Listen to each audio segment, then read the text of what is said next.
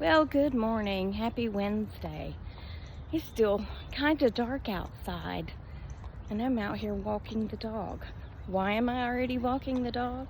Well, one, it's 7:30, but two, I woke up at 5, and I tried desperately to go back to sleep. I had my alarm set for 6:20. Even though this is my normal off day, I'm going to the office today. It's going to be a big day, which probably means I'm not going to get anything done, you know what I'm saying? Ugh. But we have some representatives coming, so I wanted to dress up so I don't look, you know what I'm saying. So I chose this lovely ensemble. Now I'm still wearing jeans because it doesn't matter about that, but they're nice jeans. I'm not wearing my religious jeans, you know, the ones with the holes in them. Holy jeans. Oh, Penelope's doing her business. Please stand by. So quickly. Well, I guess that explains why Penelope has taken every step that I've taken this morning, because she had to go. Now, did I let her out to do her business this morning? Yes, I did. Would she do that business in the backyard? No. Nope. Even though she really had to go and barely made it across the street, she still wouldn't do it in the backyard. Someone spoiled her, and I don't know who it is. But yes, she has taken every step I have taken this morning. Every step you take, every move you make, every single day, every something, I'll be stalking you. I changed some of the words, okay? It's fine. Sometimes I change them to suit my needs, okay? Oh, can't you see you belong to me? I mean, you know, when a fool heart breaks or something. Everything. I can't stop. Oh, I can't stop. That song really is kind of about stalking, you know? Kind of is. Anyway, on to the weather, because I know you're just dying to hear. It's 50 degrees. I'm so happy. This is more like winter in Georgia, okay? And the high will be 60. But it's supposed to rain all day. I mean, ish, you know, rain-ish. It's kind of sprinkling now, but not like the sprinkling we talked about yesterday. No, it's more like just sprinkling amongst your head. Okay, well, let's talk about food, shall we? Are you one of those people, like me, that you have to get up and eat your breakfast? You have to get up and eat something and have a cup of coffee, or you just won't make it. If I don't get up and eat breakfast, then I get all shaky and crazy and a little bit hangry. You know, hungry and angry equals hangry. So Kim calls me every Saturday morning and we chat, right? Well, sometimes it's 10:30, 11 o'clock before she calls me. Well, y'all know I've already had breakfast. I have breakfast when I get out of bed. If it's 5 o'clock, if it's 7 o'clock, I mean, it's never much later than that. But I get up and I have breakfast and I have a cup of coffee.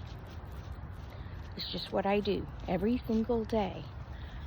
I'll be talking to her until 11:30, 12 o'clock sometimes even 1, and she'll say, well, I need to get up and cook breakfast, have me some coffee.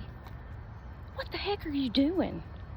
So the guy that came to our meeting today, I thought he said, I'm not socially caffeinated.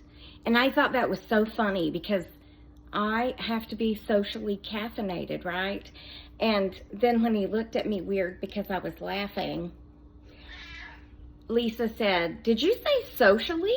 Because she thought he said the same thing. And he said, no, sufficiently. And I was like, I like socially better because I need to be socially caffeinated. Go back to the story now, okay? Okay. What? And she's not one of those people, like my friend Megan, she said she can't eat breakfast. It makes her nauseated to eat breakfast, which I don't understand that at all because she is a diabetic. But I don't know how you do it. I don't know how you go without breakfast. Now, I have had a big breakfast and skipped lunch, but breakfast, I cannot skip breakfast. And when I have those doctor's appointments where you gotta get that early morning blood going for them to take their test with, I am nearly cuckoo for Cocoa Puffs by the time I'm out of there because I need food so badly. I mean, I don't like that I'm that way, but I am that way. Let's drive to work, shall we? Let's hope that the traffic for Lisa anyway is better than it was yesterday, because she was late because there was Interstate 75, downtown Atlanta, then Cobb County, Marietta, and then she's way up in Cartersville. She's about 40 miles probably from downtown Atlanta, and it doesn't matter though, because if there's a wreck anywhere, it blocks the whole interstate. So she had to get off the interstate and use her Waze app to get to work, going all these back roads. Anyway, I hope it's better for her today. But it reminded me of when Reba and I were out west, and I've told some of these stories, but I have to wait till they come to me before I can tell any more, because I can't just sit and think of a new story. But I don't think I've told this part before. Okay, so we flew into Colorado and we rented a car, and then we drove from Denver through Wyoming to Montana, and then I think we spent the night in Montana and then went to South Dakota, and we spent the night in South Dakota, and then we went to back to Wyoming, Yellowstone, and then back down to Jackson Hole, and yada yada, back into Colorado, ending up at the Denver airport, of course, to fly back home. Well, this is way before cell phones, so we couldn't just look up on our Waze app or find a restaurant on our phone. We had to actually use maps. We were like Christopher Columbus or something, out there using a paper map, trying to find new world, Earth, I don't know, whatever. So anyway, I'm trying to read the map, and I'm telling her that we're supposed to be on this interstate. Well, being from the metro Atlanta area, I'm expecting an interstate, like 10 lanes of interstate, 5 going north, 5 going south, people everywhere, wrecks everywhere. I'm expecting an interstate. I was not, however, expecting a 2-lane road with ranches on either side, and those little deer looking things with the white butts. I can't remember what they're called, but the Native Americans, I believe, call them wapiti. I don't know why I remember that, but that's what Reba told me, that the natives call them wapiti. They're not just deers, but they're a type of deer, I believe. It doesn't matter. So I'm like, Reba, it says we're supposed to be on an interstate. We haven't seen a house for years, okay? I mean, not even just years. And she was like, well, this is the interstate. It's got the signs that says this is interstate whatever. I'm like, but this isn't an interstate. And by the way, what if we need gas? Because we're out in the middle of nowhere, in nowhere land, and we haven't passed even an exit to go to a gas station. What if we have to pee? I mean, I guess we'll just get out and hover outside the car, but like,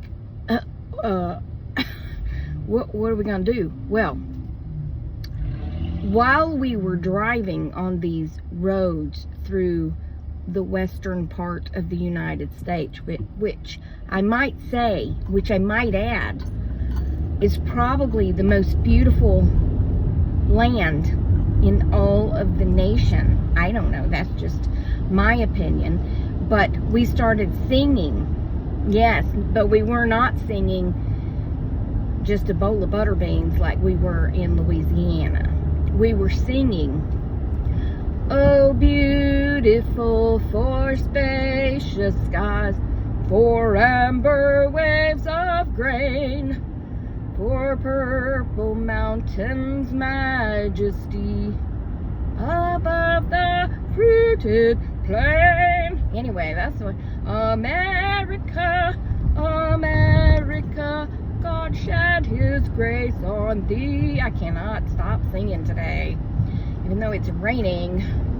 Well, anyway, yes, we sang that song, and we sang a lot of songs because when you're out in the middle of nowhere in 1999 or 2000, whatever year it was, with no cell phone and no radio stations would come in, then you have to entertain yourself by singing, okay?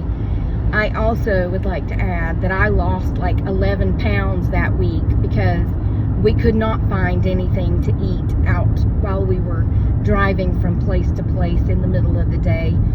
So I pretty much lived on Nutter Butters and Diet Coke. That's back when I was drinking Diet Cokes. Yeah. And when I got home, my mom was like, you've lost a lot of weight. I'm like, I haven't eaten in a week. Can you cook for me, please? Cook me something. I need nourishment.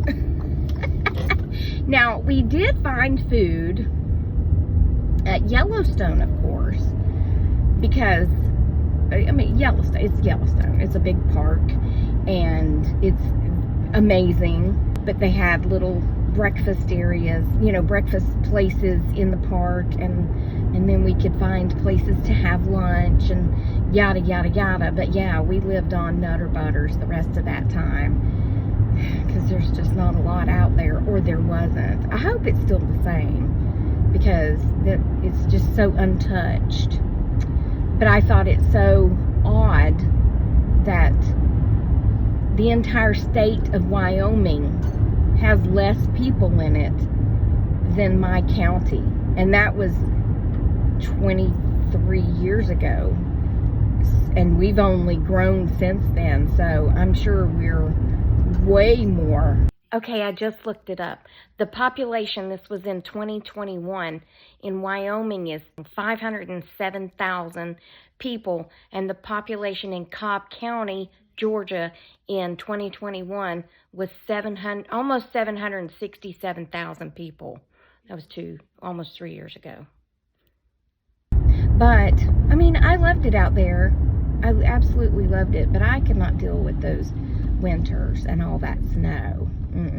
But my cousin, who grew up, born and raised in Florida, Orlando, moved out there. He worked on power lines.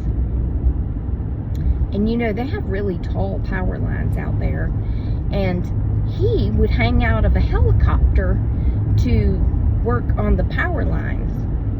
Hung out of a helicopter to work on the power lines. But while he lived out there, he lived on this ranch, and he took care of the people's animals. Like, I guess they went to Florida, or maybe, I don't know where they went, but he lived there for several years and took care of those animals and worked on those power lines. And then he moved back to the southeast side and lived in Alabama, and then they moved to close to Miami, I think. But yeah, hung out of, why would you hang out of a perfectly good helicopter, Robert? Why? Because he loved it. He was always a little crazy, wild, would do any stunt on his skateboard or whatever. He was always that kid. So it didn't really surprise me. So anyway, well, traffic is bad this morning, so I hope Lisa makes it. Or if not, I mean, makes it in time. But if not, maybe she's singing, oh, beautiful for spacious skies. I'm not going to start singing that whole thing again. I'm just going to let you go for now, okay? And I'll be back later, okay? Okay. All right, and here we are at the end of the day. Penelope is sitting in my lap staring at me because she's the sweetest baby on earth. Gracie has been over here getting some mama loving, and are you cutting your eyes at us or something? You're looking a little snarky over here. Anyway, well, it was a good day, and I did get all my work done, so that's good. I went in and kicked it in high gear this morning. So, and I didn't have to sit in the meeting when the people came. I could still sit at my desk and just listen. So I continued to work and got it all done. And then we had Lisa's birthday lunch. She wanted Chipotle.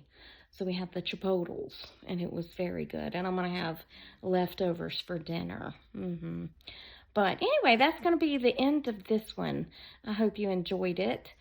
I hope you've had a great day. Remember that I love you and Jesus loves you, and I hope he's coming back soon because people will be crazy. And I will talk to you on the next Tracy Tries, which will be tomorrow because I post every day. Toodles, my noodles. Okay? Okay. Okay? Okay.